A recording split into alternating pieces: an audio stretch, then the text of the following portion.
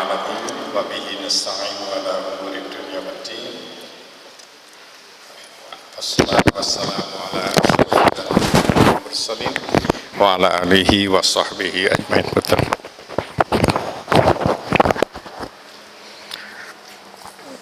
Bapak-bapak dan ibu-ibu, kita bersyukur kehadirat Allah Subhanahu wa taala. Mudah-mudahan ini untuk terus berlanjut acara pagi ini. Sudah cukup lama kita dipingit. Mudah-mudahan adalah bagian dari ketaatan kita kepada Allah Subhanahu wa taala. Kita masih perlu harus sabar, ya, harus tetap dekat dengan Allah Subhanahu wa taala. Baik, kali ini kita berada pada bulan Zulqa'dah. Zulqa'dah itu salah satu bulan haram, bulan yang mulia. Jadi ada Zulqa'dah, Zulhijjah, Muharram, dan bulan Rajab. Itu disebut Syahrul Haram. Pada zaman Rasulullah sallallahu alaihi wasallam, pada bulan haram itu tidak boleh ada konflik senjata, kecuali kalau mereka menyerang Masjidil Haram, begitu menurut Quran. Dalam bulan Zulqa'dah ini biasanya menjadi bulan persiapan pelaksanaan rangkaian ibadah yang dilaksanakan pada bulan Zulhijjah. Yang besar adalah dua, satu ibadah haji. Biasanya bulan-bulan Zulqa'dah sudah pada berangkat ke Makkah atau ke Madinah. Kemudian yang kedua adalah ibadah yang dilaksanakan di sini, artinya di luar tanah, di seluruh dunia, bukan hanya di tanah suci, yaitu sholat Idul Adha, saum Arafah, dan kemudian pemotongan hewan kurban. Jadi kira-kira sekitar itu kita pada pagi ini. Untuk haji, seperti sama-sama kita maklum, kaum muslimin Indonesia yang berada di dalam negeri dan di luar kota Saudi sampai sekarang ini tidak mungkin untuk dapat melaksanakan ibadah haji. Ada kemungkinan itu adalah warga Indonesia atau siapa saja yang sudah berada di kota Mekah. Ada kemungkinan bisa, ada kemungkinan, itu pun belum pasti, tergantung perkembangan virus corona itu. Jadi kalau ada kemungkinan, itu adalah yang sudah berada di kota Makkah, itu pun dengan peraturan yang ketat. Sebab di Saudi itu perubahannya cepat sekali, jam malam tutup buka begitu. Di kita relatif lebih, ya, ada perubahan begitu. Baik, jadi untuk ibadah haji, bapak dan ibu atau keluarga yang sudah terlanjur daftar, antrian sudah dapat, dengan sabar, mudah-mudahan sudah menjadi ibadah. Tentu tahun depan, insya Allah, mudah-mudahan. Resikonya yang jatah tahun depan geser lagi ke sana, kecuali kalau memang nanti ada kebijakan pemerintah Saudi membolehkan kita lebih dari sekitar 200.000. Itu ibadah haji, jadi nggak usah menyesal. Nah, itu aturannya memang begitu. Bukan pertama kali ini ibadah haji tidak dilaksanakan. Sudah ada beberapa kali dalam sejarah sejak Rasulullah sampai sekarang itu. Mungkin ada sampai 10 kalian digagalkan itu. Faktor keamanan karena ada pemberontakan dan lain-lain. Kemudian yang kedua, faktor kesehatan. Faktor kesehatan. Jadi istita'ah syarat ibadah haji itu antara lain adalah selain ada biaya, ada dana, harus sehat dan aman. Nah, sehat dan aman itu yang menyebabkan ibadah haji ditiadakan. Itu yang pertama. Yang kedua, walaupun kita tidak melaksanakan ibadah haji, ada ibadah yang usahakan kita lakukan pada nanti awal bulan Zulhijjah itu. Yang pertama adalah saum Arafah. Saum ini saum tatawu, saum sunat, tidak wajib. Tapi saum Arafah ini sudah biasa dilakukan oleh Nabi sejak beliau di kota Makkah. Jadi sebelum turun surat ayat Al-Baqarah 183 perintah saum di Madinah, Nabi sudah biasa melakukan saum. Salah satu diantaranya adalah saum Arafah. Sehingga para ahli tafsir mengatakan saum Arafah itu merupakan saum yang sudah berlaku sejak sebelum Nabi, sudah ada, wallahu alam. Tapi yang pasti hadis menjelaskan sejak di kota Makkah Nabi sudah melakukan saum Arafah. Nah, dan saum Asyura. kemudian ditambah dengan Tasu'a tanggal 9-10 Muharram. Setelah turun surat Al-Baqarah 183 perintah saum wajib, maka saum yang biasa dilakukan oleh Nabi di kota Makkah itu status hukumnya menjadi saum sunat muakkadah, disebutnya sunat tapi utama. Jadi usahakanlah bagi kita yang tidak ada halangan untuk melaksanakan tanggal 9 Zulhijjah saum tatawu hari Kamis itu, karena hari rayanya insya Allah pada hari Jumat.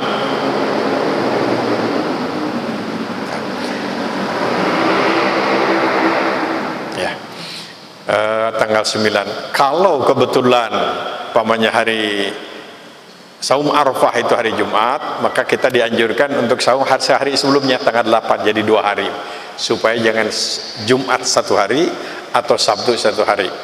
Begitu.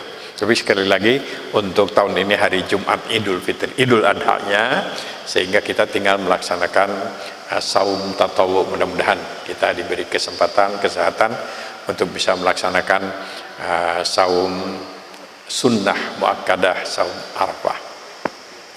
Baik, selanjutnya kita dianjurkan melaksanakan Idul Adha. Sudah biasa kita lakukan, cuma tahun ini tentu masih kita disiplin dengan aturan-aturan kesehatan sebagaimana yang sudah sama-sama kita maklum. Nah, ibadah kurban. Ibadah kurban adalah hanya salah satu di antara sekian rangkaian ibadah yang sifatnya itu konsumtif, artinya tidak boleh dijadikan yang produktif gitu, tidak boleh. Pamannya saja kita kurban kuda saja supaya untuk dapat dibisniskan begitu hari Minggu di sekitar gedung sate gitu. Itu tidak boleh. Jadi harus konsumtif, memang harus dipotong dan kemudian dibagikan. Ada sekarang ini inisiatif tentang semacam wakaf. Jadi seorang menitipkan uang kepada sebuah lembaga, saya beli wakaf sapi. Tapi nanti setiap hasilnya itu dikurbankan. Jadi investasinya tidak rumah, tetapi investasinya memberikan seekor sapi yang diperkirakan setiap tahun lahir. Nah, itu yang dikurbankan atau diganti. Ada inisiatif untuk mempermudah amal seperti itu. Jadi ibadah harta itu adalah merupakan salah satu bentuk ibadah sebagai wujud dari perintah Allah bahwa tugas kita di dunia ini adalah ibadah. Wa ma khalaqtul jinna wal insa illa liya'budun. Tidak semata-mata kami ciptakan jin dan manusia kecuali untuk ibadah. Ada ibadah dalam bentuk harta selain fisik. Nah, ada yang sifatnya itu monumental, namanya wakaf. Wakaf sekarang sudah ada undang-undangnya, sehingga kalau kita wakaf terutama tanah harus diproses supaya jadi ada sertifikat wakaf. Sebab banyak sekali tanah yang sudah diwakafkan kemudian tidak pakai sertifikat wakaf resmi, oleh ahli warisnya dicabut kembali, ditinjau kembali, dibatalkan sehingga menjadi milik pribadi. Karena pada waktu wakaf mungkin tanah di kota Bandung murah. Nah, sekarang harga tanah per meternya dekat Unisba 60 juta per meter itu. 60 juta. Sayang diwakafkan. Nah, makanya sertifikatkan. Jadi kalau kita ini wakaf tanah segera sertifikatkan supaya ulah kausap setan nanti. Dicabut kembali. Kalau sudah jadi sertifikat nggak bisa disambut karena sudah masuk di daftar di undang-undang yang berlaku. Sekarang dikembangkan wakaf itu tidak hanya wakaf tanah, wakaf kendaraan, benda-benda yang seperti itu, wakaf rumah, tapi ada wakaf dana abadi. Jadi diberi kesempatan kepada umat Islam kita semua yang tidak mungkin bisa wakaf rumah, wakaf mobil, wakaf ini, ya wakafnya dana abadi, uang. Serahkan kepada sebuah lembaga atau ke bank syariah, nanti oleh mereka dikelola, itu menjadi aset umat. Wakaf itu aset umat. Ada nazir yang bertanggung jawab. Nazir itu yang bertanggung jawab. Banyak tanah-tanah wakaf, tapi ada nazirnya. Nazirnya itu mungkin satu orang cukup, biasanya 2 sampai 2 orang untuk menjaga kemungkinan salah satu uzur begitu. Nah, kalau dana abadi oleh lembaga, Jadi kita tiap minggu bisa wakaf dalam bentuk uang, tapi masuk kepada dana wakaf, dana abadi. Ada lagi sekarang ini wakaf produktif. Jadi wakaf, tapi harta wakaf itu dikelola, digolangkan, memberikan hasilnya untuk kepentingan keagamaan. Saya punya yayasan, saya punya beberapa lembaga, punya toko di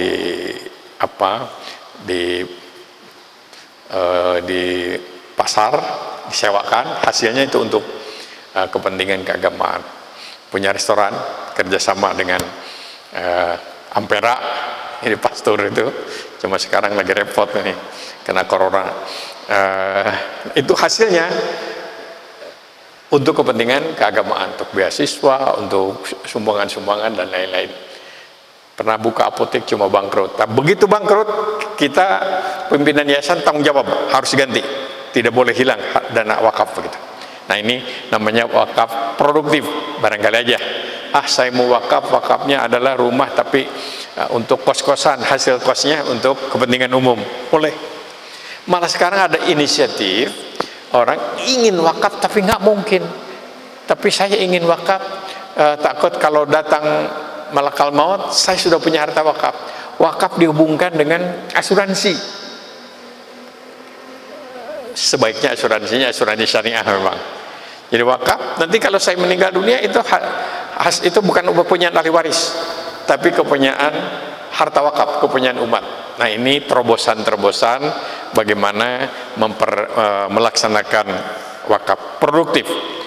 Tidak boleh wakaf orang atau wakaf kue, itu nggak boleh. Kalau yang konsumtif kan itulah ada fidyah, ada kifarat, konsumtif. Zakat fitrah itu konsumtif, harus beras, paling sedikit, paling perubah uang, tidak boleh diganti dengan pakaian namanya saja.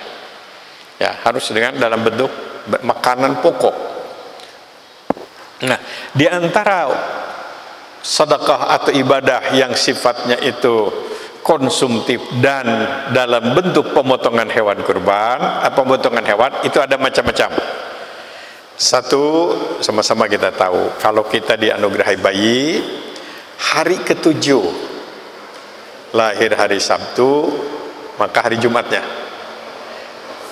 lahir hari Jumat, hari Kamisnya, itu ada 3 ritual, ada 3 bentuk ibadah. Satu, umumkan namanya, sunnah Rasulnya begitu ya.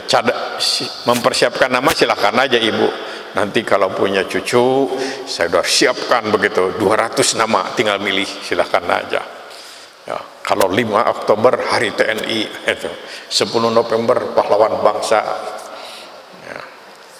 Silahkan persiapkan, tapi umumkan sunnah Rasulnya, diumumkan telah diberi nama ini yang baik-baik. Yang kedua, bersihkan kepalanya, gunul bayi, ibunya jangan.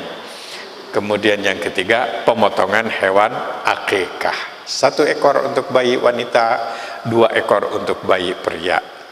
Pembagian akikah agak lebih fleksibel, artinya boleh dipotong sendiri di rumah, kemudian diundang orang makan begitu, silahkan aja. Kalau akikah mau dibagikan seperti kurban juga boleh. Nah, itu adalah akikah, sudah biasa kita lakukan. Kalau tidak bisa hari ke-7, ada hadis walaupun kurang kuat, tapi biasanya oleh para ulama itu alternatif hari ke-14 atau hari ke-21. Suka timbul pertanyaan, bagaimana ini, saya waktu kecil dulu nggak diakikahan, apa sekarang harus akikah mandi, akikah sendiri? Nah, terus terang ulama berbeda pendapat. Saya sering menyampaikan usul begini, lakukannya pada tanggal 10 Zulhijjah. Apakah akikah atau kurban, sama saja lah, potong, tapi memenuhi persyaratan. Nah, itu salah satu solusi, ibadahnya jalan, perbedaan pendapatnya lepas begitu. Tanggal 10 aja, kalau tidak akikah kan kurban begitu. Biarlah Allah, soal pahalanya itu Allah Subhanahu wa taala. Ini solusi akikah. Ada yang mengatakan, jumhur, mayoritas ulama berpendapat itu sunnah saja. Ada yang berpendapat mengatakan wajib. Ada yang mengatakan wajib. Nah, memang kita sering berhadapan dengan masalah 2 interpretasi, nggak apa-apa. Tapi ada satu resep ini, kalau ada perbedaan pendapat, mana yang paling baik, kita sama aja kuatnya, maka keluar dari perbedaan pendapat itu lebih baik. Ya, keluar dari beda pendapat, ini wajib, ini sunat, sudah anggap aja wajib lah, laksanakan. Itu kan keluar dari beda pendapat. Itu salah satu sikap ini. Tapi tidak mungkin aja orang yang tetap yang wah bagi saya sunat aja karena sunat saya enggak, ya itu pilihan, mah enggak. Nah, enggak.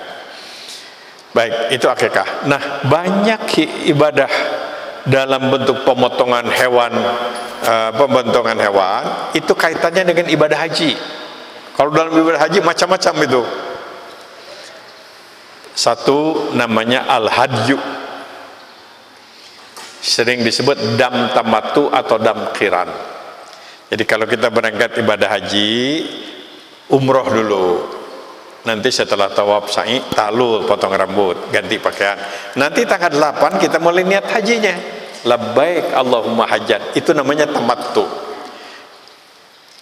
Maka mereka yang melaksanakan haji seperti itu, pada umumnya orang Indonesia di atas 90% haji tamattu. Nah, itu harus memotong seekor kambing, namanya dam tamattu atau al-hadyu. Ya, pada hari tasyrik gitu, hari tasyrik di sekitar Makkah.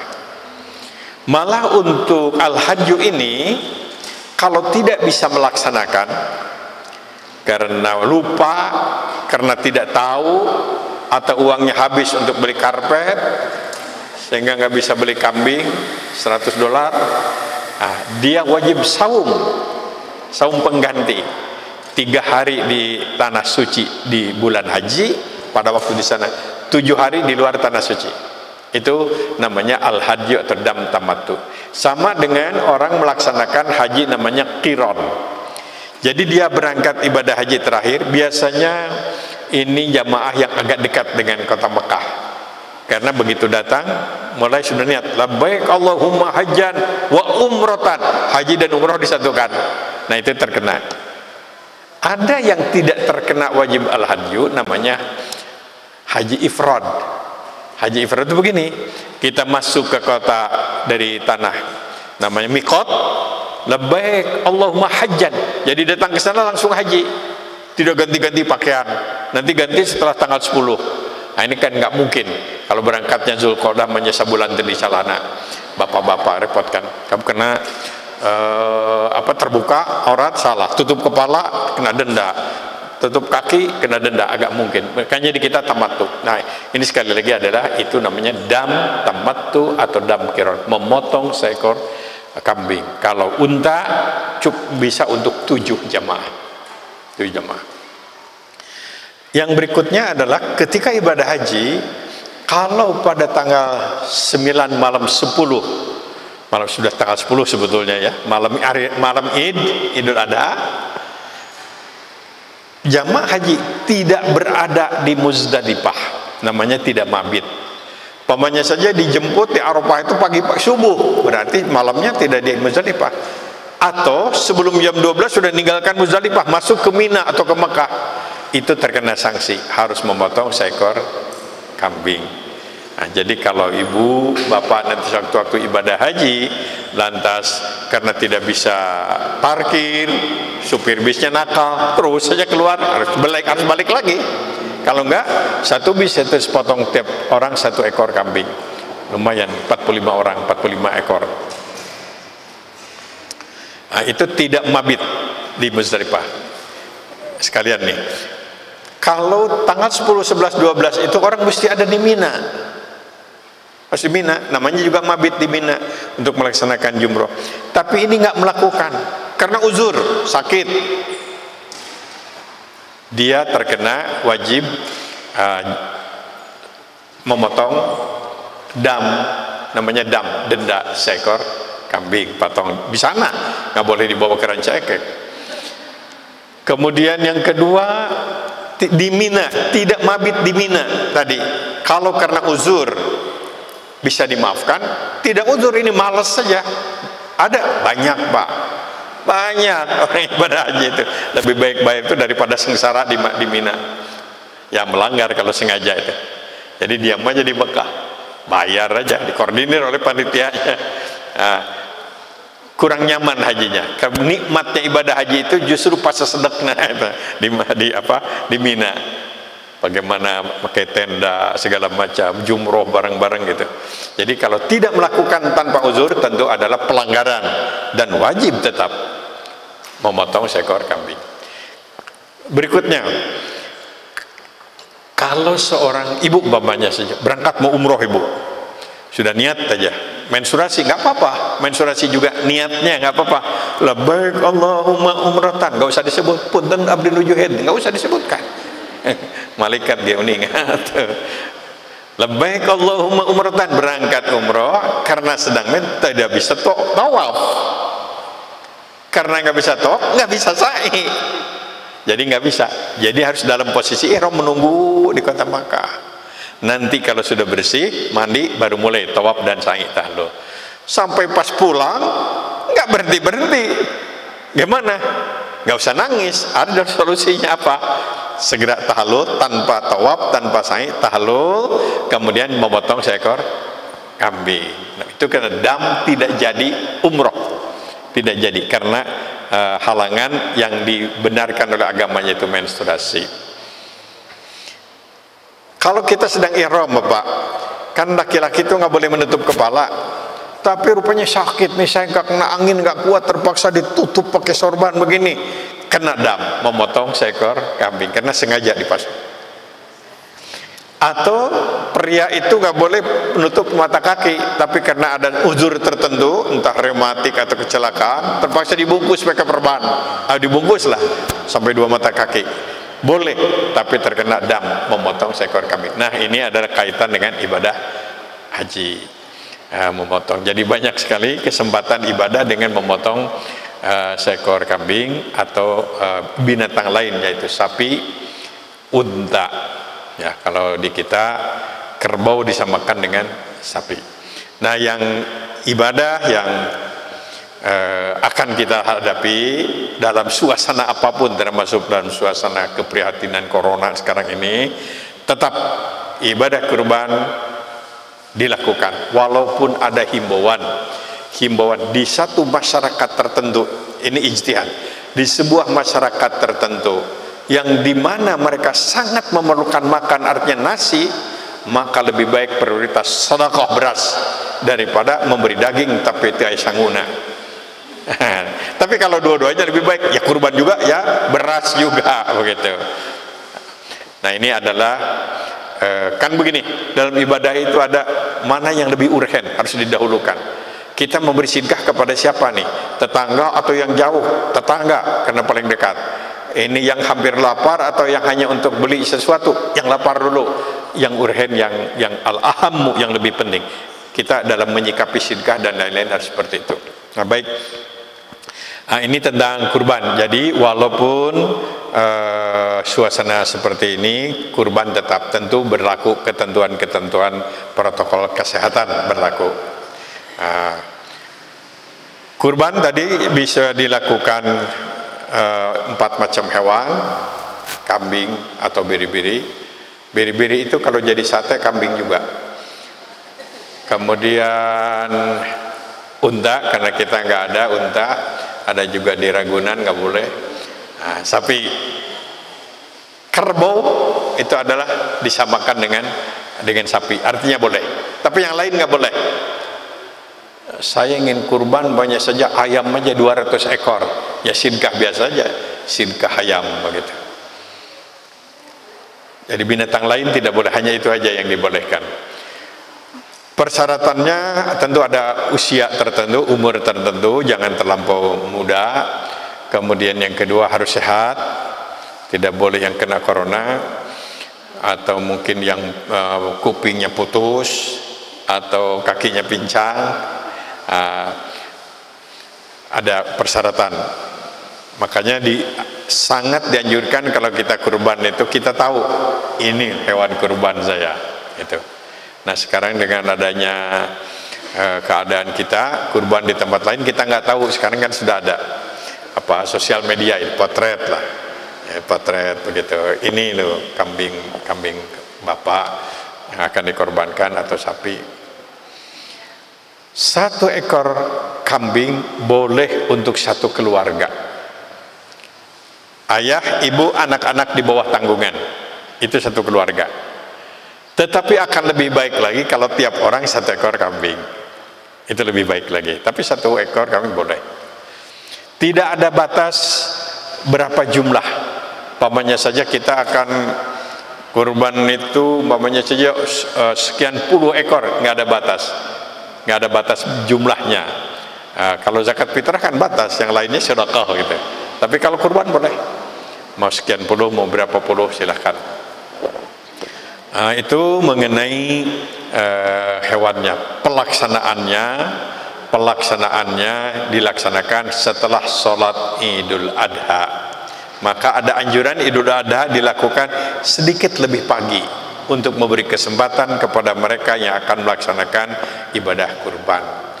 Kalau Idul Fitri sedikit lebih siang untuk memberi kesempatan mereka panitia yang akan membagikan zakat fitrah yang mesti diberikan sebelum sholat Idul Fitri. Karena sesudah itu, malah sekarang ada anjuran supaya jangan ada kerumunan.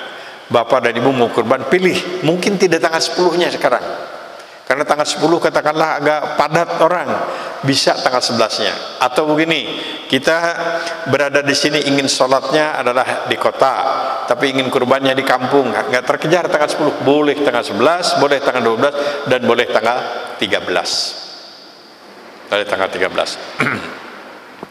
Jadi ada anjuran sekarang ini dibagi-bagi supaya tidak terjadi kerumunan yang berlebih-lebihan, untuk menjaga, sekali lagi jaga kesehatan. Pahalanya sama, memang diberikan oleh ajaran agama kita, boleh tanggal 10, boleh 11, boleh 12, dan boleh 13. Bagaimana kalau malam? Nggak ada larangan, cuma mudarat saja, nanti salah motong dan celaka karena gelap. Dinas pemotongan hewan bisa melayani, tetapi terbatas, tidak harus gantian daftar nanti. Barangkali aja di beberapa daerah nggak mungkin untuk bisa memotong sendiri, ada di dinas ini, atau kerjasama dengan lembaga yang mengelola itu. Ada lembaga-lembaga yang mengelola kurban itu tidak di sini, karena orang kota ini sudah biasa makan kambing, malah nggak boleh makan kambing. Ini orang kampung nih, di daerah tertentu boleh. Walaupun tanpa sebab itu, yang paling baik itu adalah sebetulnya kita tahu, bahkan kita memotong kambingnya. Tidak semua orang yang siap memotong kambingnya. Misalnya potong gaji rata-rata bisa, saudara ya.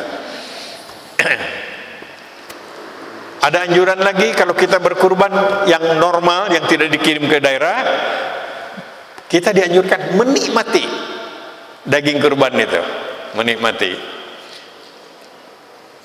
Tapi dia tidak boleh banyak-banyak, tentu maksimal, karena keluarganya keluarga besar, hanya 1/3. Tidak boleh begini, nih saya kurban ya, tapi kulitnya untuk saya, tolong dibagikan, nggak boleh, ada syarat, termasuk yang dibagikan, ya.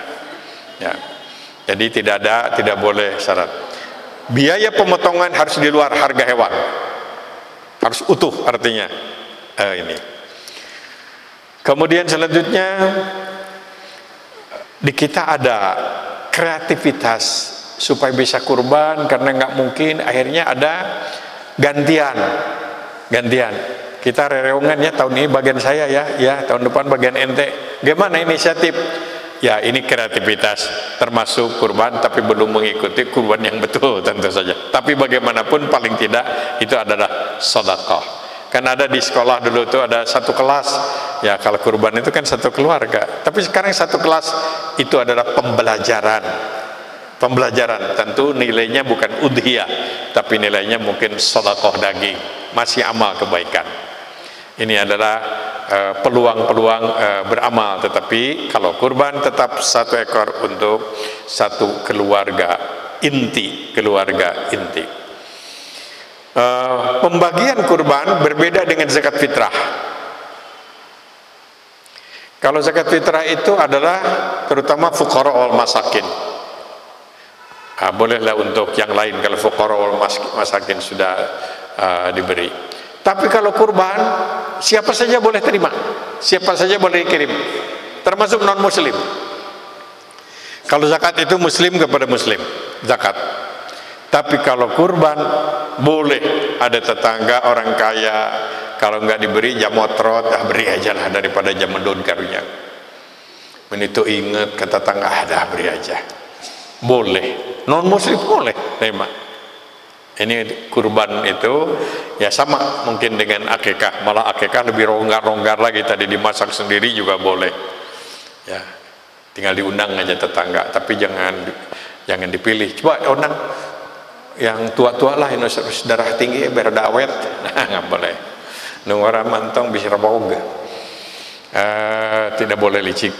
Nah, kalau kurban sekali lagi relatif, tapi tidak seperti akikah dimasak di rumah bagikan, enggak. Kurban harus bagikan dagingnya. Bahwa nanti daging kurban yang diberikan kepada mustahik, kepada seseorang, kepada panitia dijual, itu hak mereka. Hak mereka. Karena ada kasus, ada di kita sudah biasa kulit ke sapi dipotong-potong, kulit kan bermanfaat. Ya dikulub hese. Akhirnya diberikan kepada seorang, bukan upah. Sekali lagi, kulit tidak boleh dijadikan upah memotong, tapi bagian daripada yang dibagikan.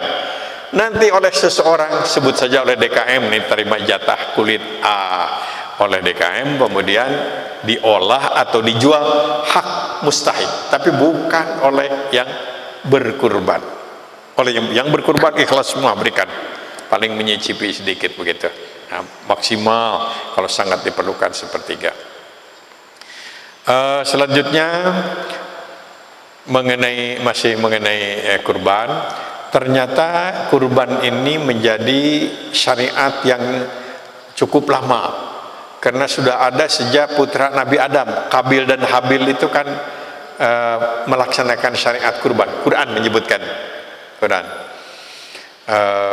Jadi Kabil dan Habil sudah melaksanakan pemotongan hewan kurban, dan terus oleh para nabi.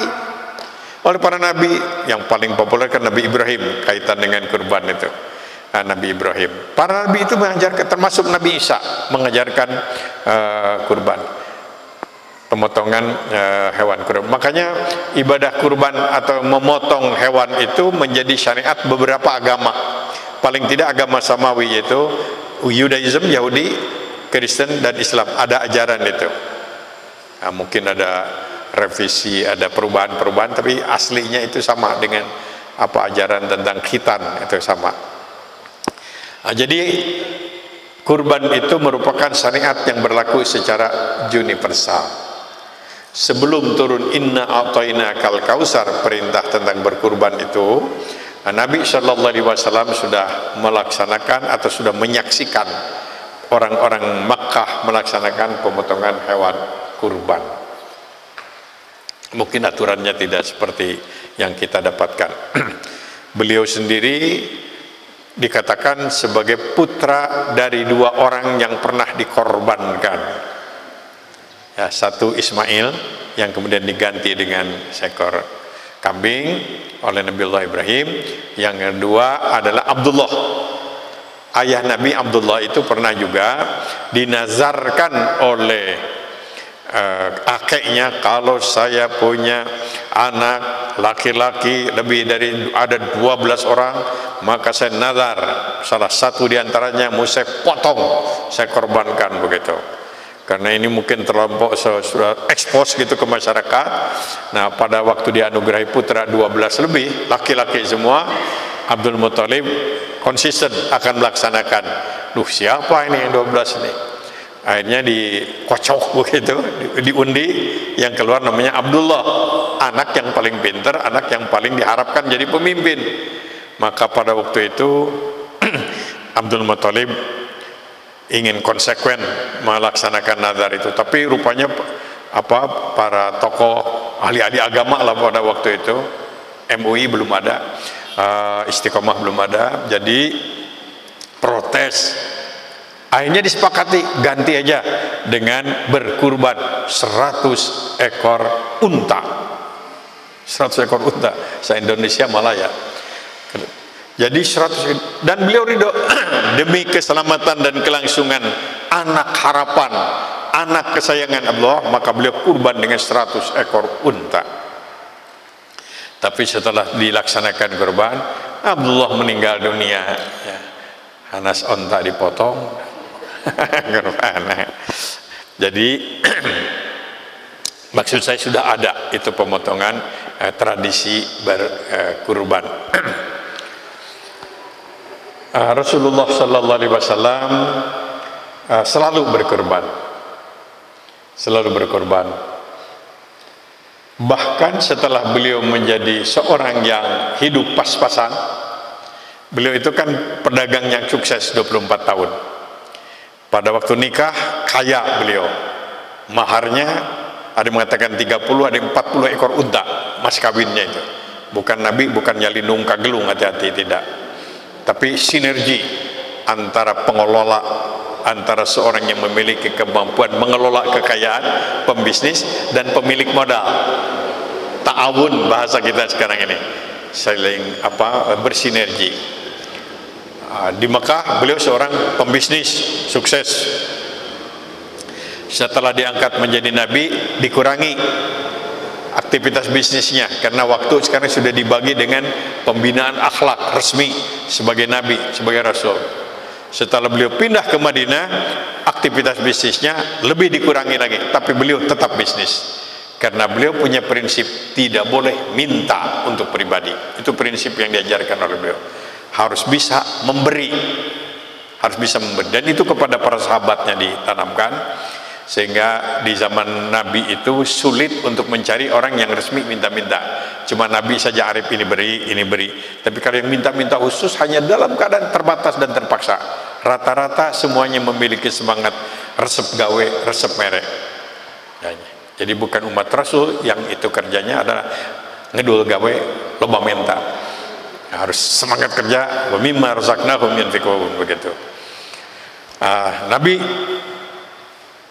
kondisi ekonomi keluarga pas-pasan setelah jadi pemimpin. Sebelum jadi pemimpin kaya, tapi setelah jadi pemimpin pas-pasan. Itu bedanya Nabi dengan pemimpin-pemimpin di luar negeri, maksud saya. Rumahnya bisa kita lihat sekarang. Kuburan Nabi itu kan 4 kali 4 meter. Kira-kira sebesar itu. Bahkan sebelumnya lebih kecil dari itu. Itu diperbesar setelah Siti Aisyah bergabung kan. 4 kali 4 meter. Sampai sekarang bisa kita lihat kuburan, komplek kuburan Nabi dekat Raudhah itu. Tetap beberapa kali dalam hadis dikatakan Nabi harus mengganjal perutnya karena lapar. Kan lapar. Tapi sekali lagi beliau tidak pernah minta-minta. Tidak pernah minta-minta. Yang memberi tidak ditolak, nggak boleh orang berbuat baik. Tapi minta-minta sebagai mustahik zakat tidak boleh, haram keluarga Nabi menerima sebagai mustahik zakat, tidak boleh menerima zakat. Ada hibah, diterima hibah seperti pemberian dari negara tetangga, itu namanya etika diplomatik lah, menghargai negara tetangga, memberikan hadiah besi, baju besi dan lain-lain. Nah, walaupun keadaan ekonomi beliau seperti itu, tetapi untuk kurban beliau selalu melakukannya. Tidak ada tahun tanpa kurban. Beliau berusaha agar pada saatnya beliau bisa berkurban. Malah tahun terakhir 9 Hijriah ada kesan beliau seolah-olah secara implisit ya tersirat beliau perpisahan dengan para sahabat itu. Ada kesan bahwa hari tahun ini, siapa tahu saya tahun terakhir ini bisa ibadah, begitu. Beliau menyatakan, hari ini saya berkurban untuk diri saya, hari ini saya berkurban untuk mewakili umat saya yang tidak mampu berkurban, hari ini saya berkurban untuk mewakili keluarga saya yang tidak mampu berkurban. Beliau berkurban 100 ekor kambing. 100 ekor kambing. Jadi pada tahun itu beliau disibukkan dengan usaha untuk menghimpun, bisa memiliki kambing untuk dikorbankan pada bulan Zulhijjah. Beliau potong kambing itu tangannya sendiri beberapa ekor. Setelah itu sampai tangannya luka, kemudian diserahkan kepada sahabat lain, diteruskan oleh sahabat. Nah, ini pesan Rasulullah Sallallahu Alaihi Wasallam kepada kita. Beliau menyatakan, faman kanat lahu minkum sa'atun falam yudhi fala yaqrabanna musallana. Barang siapa di antara kalian yang mampu berkurban tapi kalian tetap tidak mau berkurban, jangan dekat-dekat dengan musallaku. Jadi orang yang mampu berkurban tidak berkurban oleh Nabi, enggak pantas itu datang ke Masjid Nabawi. Wa na'udzubillahi min dzalik. Ini pesan untuk menunjukkan betapa pentingnya kurban, ibadah kurban itu. Sekali lagi, bagi kita yang mampu, bagi kita yang tidak mampu, silahkan kemas dalam bentuk sedekah dan lain-lain. Nah, ini bagi kita yang mampu. Jadi beliau kemudian setelah itu tidak lama beliau meninggal dunia. Itulah yang kemudian dikenang oleh para sahabat. Para sahabat ingat betul pesan Rasulullah sallallahu alaihi wasallam, berkurban 100 ekor kambing sampai tangannya lecet dan luka. Dan biasanya tidak seperti itu, tapi kali kok sampai pesan seperti itu, ada kesan baru ditafsirkan kemudian beliau ternyata perpisahan ini dengan kita, perpisahan. Nah, ini mengenai betapa pentingnya kurban. Sekali lagi bagi kita yang mampu, ada jaminan insya Allah tidak akan ada orang menjadi bangkrut bisnisnya gara-gara kurban, tidak akan ada orang menjadi miskin gara-gara kurban, tidak akan ada orang yang menderita gara-gara kurban. Bagi kita yang tidak mampu, gak usah memaksa-maksakan pambi inyub ngahutang, gak usah. Pendeknya laksanakan apa yang mampu kita lakukan. Masih banyak saudara-saudara kita yang juga perlu ditolong. Mungkin tidak dalam bentuk hewan kurban, tapi mungkin dalam bentuk beras, mungkin dalam bentuk yang lain sekarang ini. Nah, tapi bagi kita yang berkurban, bagi kita yang mampu, usahakanlah. Kurban adalah merupakan ibadah yang istimewa, setahun satu kali.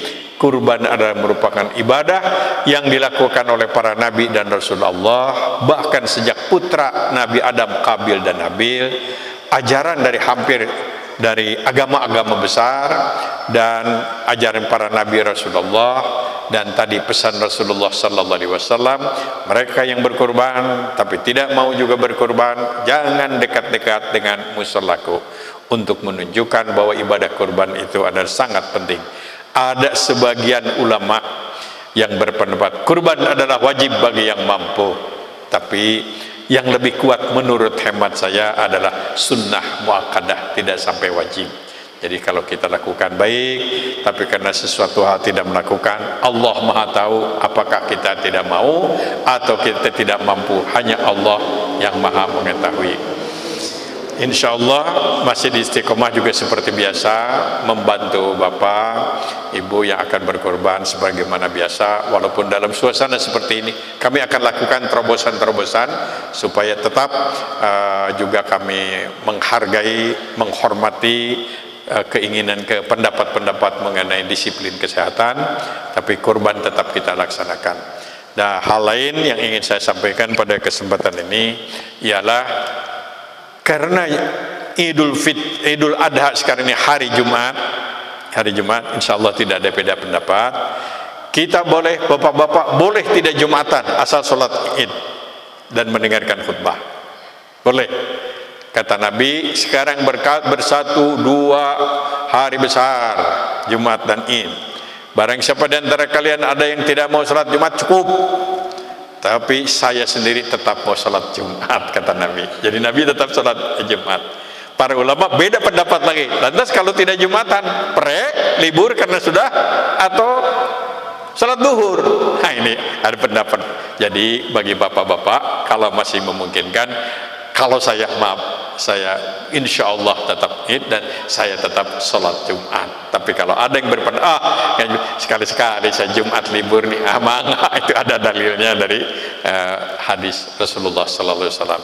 Ibu-ibu dan bapak-bapak, inilah barangkali ceramah pembekalan, mudah-mudahan refreshing, penyegaran bagi kita semua. Ini ceramahnya memang harus dikosor karena dalam keadaan udzur, jadi tidak diperpanjang. Mohon maaf apabila ada hal yang kurang berkenan. Juga Istiqomah mohon maaf kepada ibu dan bapak yang kami sendiri harus mengikuti aturan-aturan yang ada, dan mudah-mudahan semuanya sehat walafiat. Ini jumlahnya yang terkena ini semakin naik terus, ini kita semuanya mohon kepada Allah Subhanahu wa taala beberapa ulama juga gugur, petugas kesehatan banyak yang gugur. Mudah-mudahan mereka diterima di sisi Allah Subhanahu wa taala, diampuni semua khilaf dan dosanya. Hatur nuhun, wassalamualaikum warahmatullahi wabarakatuh.